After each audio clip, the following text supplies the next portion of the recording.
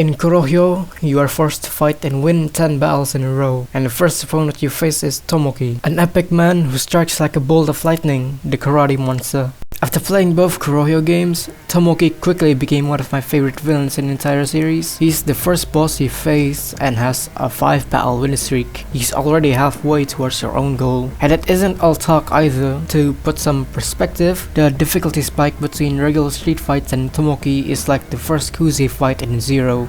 Because he's hard as shit if you don't have a solid hold on the combat, but even if you are, he's still pretty strong, serving as a great gatekeeper to see if you have what it takes to play the game.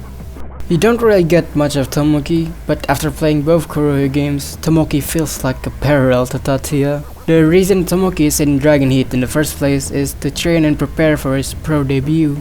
You can see that in the magazine on any convenience store, and around chapter 5 it's revealed that he lost, which makes sense since he took like 5 days or so to recover from his concussion that we caused. But if I were to theorycraft using the game's themes, I think it's because Tomoki didn't really have a philosophy. He just wanted to fight and test his mantle to see if he can win. And in Taizan's very own words, a fight solely for victory is practically meaningless, which leads me to believe that even if Tomoki won, he would just be defeated by another guy, because Tomoki feels like a what if Tatsuya didn't have people like Tenma, Saki and Taizan for the support in helping Tatsuya develop as a character, failing to learn anything after fighting Hyuga, the man who wears his philosophy on his sleeves, or Yuki Masumi and Nobumichi Fujimoto. Figures from Tatsuya's past who are coming back to bite him. He might just lost the same way Tomoki did, never truly growing as a character.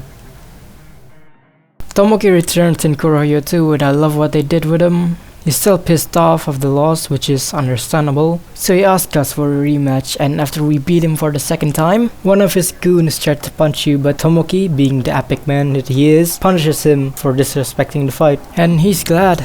He's glad that he lost again, because it confirms that Tatsuya's first victory wasn't just a fluke, but Tatsuya really is that guy. Tomoki's even more epic after he has a heart-to-heart, confessing that the pro scene isn't suited for him, but places like Dragon Heat are needed for people like Tatsuya and Tomoki to grow. Now he leads a street gang, doing things for fun, and giving Tatsuya a fair warning that the Ashura group is dangerous and we need to be careful, but tells us to keep fighting on, and then bids his farewell.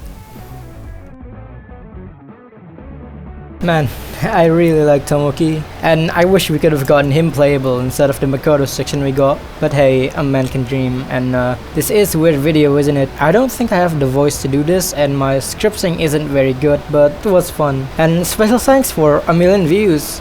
I know that it might not sound genuine because I'm socially inept at speaking out my feelings, but I truly want to say thank you for this milestone, and that's it for me. Bye.